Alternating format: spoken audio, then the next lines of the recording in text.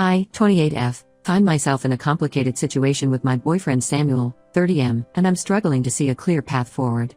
We've been together for 5 years, and for the most part, our relationship has been great. Samuel is intelligent, has a great sense of humor, and we share many common interests. We met during our final year of college when we were both volunteering at a local animal shelter. I remember being impressed by how gentle he was with the scared, abused dogs. We bonded over our love for animals and our shared dream of traveling the world. After graduation, we moved in together and started building our life. We adopted 2 rescue cats, Milo and Luna, and spent weekends exploring nearby hiking trails or trying out new restaurants in the city. Samuel works as a software engineer, and I'm a marketing coordinator for a nonprofit organization. We had plans to save up for a house and eventually start a family of our own. But recent events have thrown all of those plans into question. To give you some context, I come from a large, blended family. My parents divorced when I was 12, which was a difficult time for all of us. My dad moved to another state for work, and while we stayed in touch, our relationship became more distant. My mom remarried when I was 15 to my stepdad, Andrew, 52M. Andrew seemed nice enough at first, but looking back, there were signs that he struggled with alcohol even then. Andrew brought 2 kids into the family, my stepbrother Charlie, 25M, and stepsister Cindy, 23F. The transition wasn't easy. I resented having to share my mom's attention and felt like an outsider in my own home. Charlie and I butted heads constantly, competing for the oldest child role. Cindy, being the youngest at the time, often got caught in the middle of our arguments. It took time, but eventually, we found our rhythm as a family. My mom had a way of bringing people together, always organizing family game nights or weekend trips to the lake. She encouraged us to support each other's interests, attending Charlie's basketball games, cheering for Cindy at her dance recitals, and helping me with my school newspaper articles. Over time, the step-sibling boundaries blurred, and we became genuinely close. A few years after Mom and Andrew got married, they had 2 more kids together, my half-brother Max, 16M, and half-sister Terry, 18F. I was in high school by then and initially felt a bit jealous of the new babies. But as they grew, I found myself taking on a protective big sister role. I taught Terry how to ride a bike and helped Max with his reading when he was struggling in elementary school. Last year, our world was turned upside down when Mom was diagnosed with stage 4 lung cancer. It came out of nowhere. She had always been healthy, never smoked a day in her life. The diagnosis hit us all hard, but we rallied around her. I took time off work to drive her to chemo appointments. Charlie flew in from out of state every other weekend to help out. Cindy put her college plans on hold to be at home more. Mom fought hard, but the cancer was aggressive. She passed away 6 months ago, just 2 weeks after her 50th birthday. We were all devastated, but Andrew took it especially hard. He had always enjoyed a drink or 2 in the evenings, but after Mom died, his drinking spiraled out of control. He'd disappear for days at a time, leaving the younger kids to fend for themselves. Charlie and I tried to step in where we could, but we both had jobs and our own lives to manage. About 2 months ago, I got a frantic call from Terry. She was in tears, saying that Andrew had left town suddenly and abandoned her, Max, and Cindy. Apparently, he had emptied their bank accounts, including the kids' savings accounts that Mom had set up for their college funds. He left a note saying he couldn't handle it anymore and just took off, leaving the kids alone in the house with no money and barely any food. I immediately drove over to the house, my heart pounding the whole way. When I arrived, I found the place in complete disarray. There were empty liquor bottles scattered around, unopened bills piled up on the counter, and a stack of past due notices from the utility companies. The fridge was nearly empty except for some moldy leftovers and a few cans of soda. Terry, Max, and Cindy were huddled together on the couch, looking scared and confused. I called our older brother Ryan, 26M, right away, and we agreed that the younger siblings needed to come stay with us for the time being. Ryan has a house with a spare bedroom, so he took in Max. I have a small 2-bedroom apartment, but I told Terry and Cindy they could stay with me. It was a tight squeeze, but we made it work. I had to take a leave of absence from my job to help get the kids settled and deal with all the legal and financial issues that came with Andrew's abandonment. This is where the problems with Samuel started to surface. When I first told him about the situation, he was supportive. He helped me set up the spare room for the girls and even went grocery shopping to stock up on their favorite foods. But as the weeks went on and it became clear that this wasn't just a short-term arrangement, Samuel started to get frustrated. He complained about the lack of privacy, saying he felt like he couldn't relax in his own home anymore. He grumbled about the increased grocery bills and utility costs. But what hurt the most was when he accused me of neglecting our relationship to focus on my siblings. I tried to explain to Samuel that this was a family emergency and that I didn't have a choice, these kids had no one else. Our dad has his own new family now and lives across the country. Andrew's family washed their hands of the situation, saying they had their own problems to deal with. It was up to me and Ryan to step up and be there for our younger siblings. But Samuel kept pushing back. He said I was parenting my adult siblings and enabling them to be dependent on me. He suggested we look into putting Max in foster care and finding a women's shelter for Terry and Cindy so we could get our lives back to normal. I was shocked that he would even suggest such a thing. These are my siblings, not some random kids we could just ship off to strangers. I told Samuel absolutely not, that my siblings were staying with us, and that if he couldn't support me through this difficult time, then maybe we needed to reevaluate our relationship. He accused me of being irrational and said I was choosing my family over him. I don't see it that way at all. I'm just trying to do the right thing and be there for my siblings when they need me most. Now Samuel is threatening to move out if I don't set some boundaries with my siblings. He says he didn't sign up for instant parenthood and that we're putting our life plans on hold for my family's drama. Part of me understands his frustration. This isn't what either of us planned for our late 20s. But a bigger part of me is disappointed and hurt that he can't see how important this is to me. I'm at a loss for what to do. Samuel and I have built a life together over the past 5 years. We've talked about marriage and kids of our own someday. I love him and the life we've created. But I also love my siblings, and I'm not going to abandon them when they've already lost so much. They're still dealing with the grief of losing mom, and now they're grappling with feelings of abandonment from Andrew. They need stability and support now more than ever. Am I being unreasonable here? Should I be doing more to balance my relationship with my family obligations? I just don't know how to move forward from this. Any advice would be appreciated. Update 1. Thank you all for the supportive comments on my original post. I really appreciated hearing your perspectives and advice. It's been about a month since I last posted, and I wanted to give an update on the situation, as a lot has happened. After reading through all of your comments, I realized I needed to have a serious, in-depth conversation with Samuel about our relationship and the current circumstances with my siblings. I asked my aunt to watch the kids for an evening so Samuel and I could have some uninterrupted time to talk. I started by acknowledging that I hadn't been as attentive to our relationship lately and that the sudden change in our living situation was difficult. I explained again how important it was to me to be there for my family during this crisis, drawing parallels to how supportive his family had been when his dad was sick a few years ago. I also opened up about my own struggles, the grief of losing mom, the anger and betrayal I felt towards Andrew, and the overwhelming responsibility I now felt for my younger siblings. I admitted that I was scared and unsure about the future, but that I knew in my heart I was doing the right thing. Samuel listened, and for a moment, I thought we might find a way to work through this. He said he understood why I felt the need to help my siblings, but ultimately, he couldn't accept the current arrangement. He said he felt like our life plans were being derailed and that he didn't sign up to be an instant parent to my teenage siblings. We spent hours talking, trying to find a compromise. I suggested maybe we could look for a bigger apartment, or set up more structured alone time for us. But Samuel was adamant that he wasn't ready for this level of family responsibility. He said he needed space to think about whether he could continue in this relationship long term. It was a painful conversation, but as we talked, I realized that our values and priorities just weren't aligning anymore. As much as I care for Samuel, I know I'm doing the right thing for my family. I can't and won't abandon my siblings when they need me most. The next day, Samuel packed up some of his things and moved in with a friend. He said he needs time to think about everything. I'm sad, but also feeling a strange sense of relief. The tension in the apartment had been palpable, and now I can focus on my siblings without feeling guilty about neglecting my relationship. In the meantime, I've been focusing on getting Terry, Max, and Cindy settled into a routine. We found a lawyer who specializes in family law to help us navigate the legal issues around Andrew abandoning his parental responsibilities. It turns out he not only emptied the household accounts, but also cleared out college funds that mom had set up for the kids years ago. We're working on tracking him down and seeing what legal recourse we have. I also reached out to my mom's side of the family for help. My Aunt Susan, 55F, has been amazing. She's been coming over regularly to help with cooking, laundry, and just giving the kids some extra emotional support.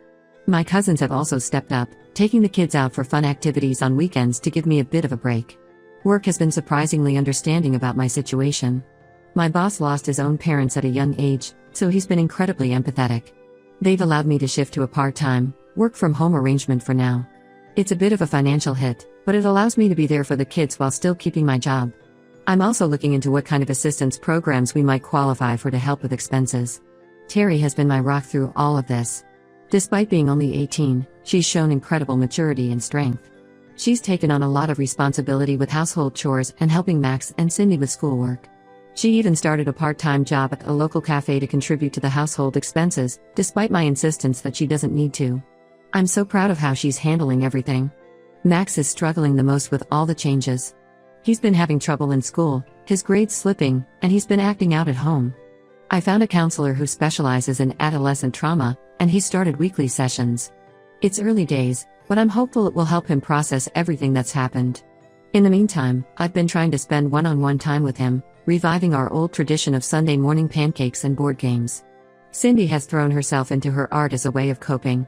She's always been creative, but lately, she's been producing some really powerful pieces. I've been encouraging her to pursue it, and we set up a little studio space in the corner of the living room for her to work on her paintings. It seems to really help her mood to have that creative outlet. As for me, I'm taking it one day at a time. There are moments when it all feels overwhelming, juggling work, household responsibilities, and the kids' emotional needs. But then there are moments of unexpected joy, like when we all end up in a giggle fit over a failed attempt at making homemade pizza, or when Terry and Cindy team up to prank Max, just like they used to when they were little.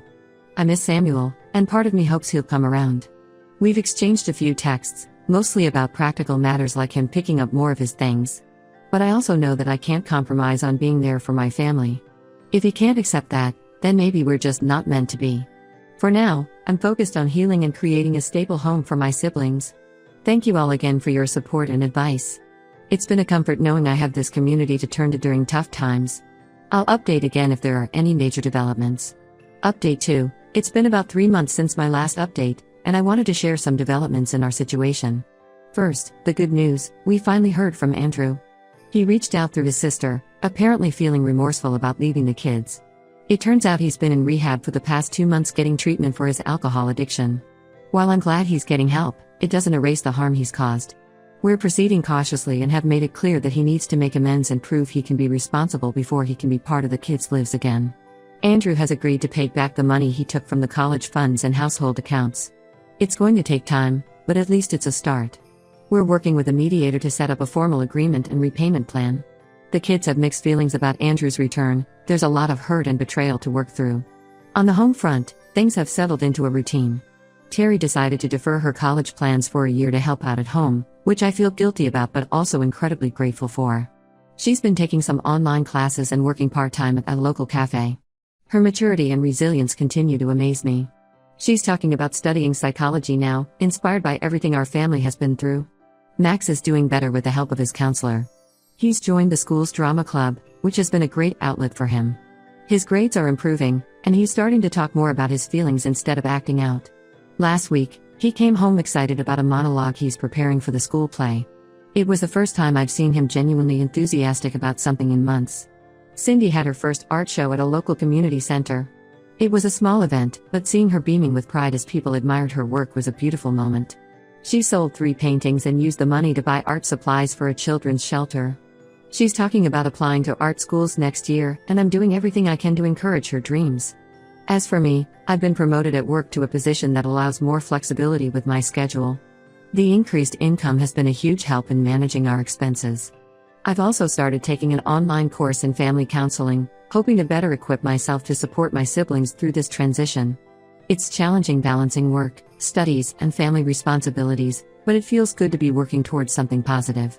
Samuel and I have had some contact over the past few months. He's expressed regret about how he handled things and has asked to meet up and talk. Part of me wants to hear him out, but I'm also wary of disrupting the stability we've managed to create. I haven't decided yet if I'm ready to have that conversation. The kids have asked about him a few times, especially Max, who had grown close to Samuel over the years. My Aunt Susan has been an absolute godsend. She's basically become a second parent to the kids, coming over several times a week to help out. She's even talking about moving closer to us to be more involved. Her support has made a world of difference, both practically and emotionally. There have been challenges, of course. The apartment feels cramped with 4 of us, and there are still days when the stress feels overwhelming. But we're making it work, and there's a lot more laughter in our home now than there was a few months ago. We've started a tradition of Friday night movie marathons, complete with homemade popcorn and silly commentary. I'm proud of how far we've come as a family unit. It's not the life I imagined for myself at 28, but I wouldn't change it. My siblings are thriving despite everything they've been through, and that makes all the sacrifices worth it. We're not just surviving anymore, we're starting to build something new together. Thank you all for your continued support and advice. It's been a comfort knowing I have this community to turn to during tough times. I'll update again if there are any significant changes in our situation. Update 3. It's been 6 months since my last update, and I wanted to share some final thoughts on our journey. The biggest news is that we've moved. With Andrew's repayments and my increased income, we were able to rent a small house in a nice neighborhood. Having more space has made a world of difference for everyone's mood and well-being. Each kid now has their own room, which has really helped with privacy issues and given them a sense of personal space. We even have a small backyard where we've started a vegetable garden. It's become a fun family project and a great way to teach the kids about responsibility and patience. Terry has decided to start college this fall. She'll be living on campus but close enough to visit often. I'm so proud of her for balancing her own goals with family responsibilities this past year. She's planning to major in social work, inspired by our experiences and the help we received during tough times. It's bittersweet to see her go, but I know she's ready for this next chapter. Max is thriving in high school now. He made the honor roll last semester and has a close group of friends from the drama club. His confidence has grown so much. Last month he landed the lead role in the school play. His relationship with Andrew is still strained, but they're working on it in family therapy sessions. It's slow progress, but I'm hopeful. Cindy got accepted into a prestigious art program for high school students. Her talent continues to flourish, and she's talking about studying art therapy in college to help other kids who've been through trauma. She's even started volunteering at a local children's hospital, doing art projects with long-term patients. Seeing her find purpose in her pain has been incredibly moving. Andrew has maintained his sobriety and is slowly rebuilding relationships with the kids. He's moved back to town and sees them regularly under supervised visits. It's a work in progress, but he's putting in the effort. He's attending AA meetings regularly and has started volunteering at a homeless shelter. The kids are cautiously optimistic, but it will take time to rebuild trust. As for Samuel, we did meet up a few months ago. While it was good to get closure, we both realized we've grown in different directions. Our priorities and life goals just don't align anymore. We parted on friendly terms, but I know now that our relationship had run its course. It was painful, but I feel at peace with the decision. I've completed my family counseling course and am considering pursuing a degree in social work. This experience has shown me how much I enjoy helping families navigate difficult times. I've even started volunteering at a support group for young adults who are caring for younger siblings. Looking back, I'm amazed at how much has changed in a year. There were moments when it felt impossible, but we made it through together. My siblings and I are closer than ever, and while our family looks different now, it's strong and full of love. We still have challenges, of course. There are days when the responsibility feels overwhelming, or when grief hits us unexpectedly. But we've learned to lean on each other and to celebrate the small victories. Last week, we had a family game night that ended in a massive pillow fight, something that wouldn't have seemed possible a year ago. I've learned so much about resilience, love, and the true meaning of family through this experience. It wasn't the path I expected my life to take, but I wouldn't change it. Seeing my siblings heal and thrive despite everything they've been through has been the most rewarding experience of my life. To anyone out there facing similar challenges, know that it does get better. With love, patience, and perseverance, you can build something beautiful out of even the most difficult circumstances. It's not always easy, but it's worth it. Thank you all for being part of this journey with me. Your support and advice have been invaluable. While this will be my last update, I'll carry the lessons I've learned from this community with me always. Here's to new beginnings and the families we choose to build.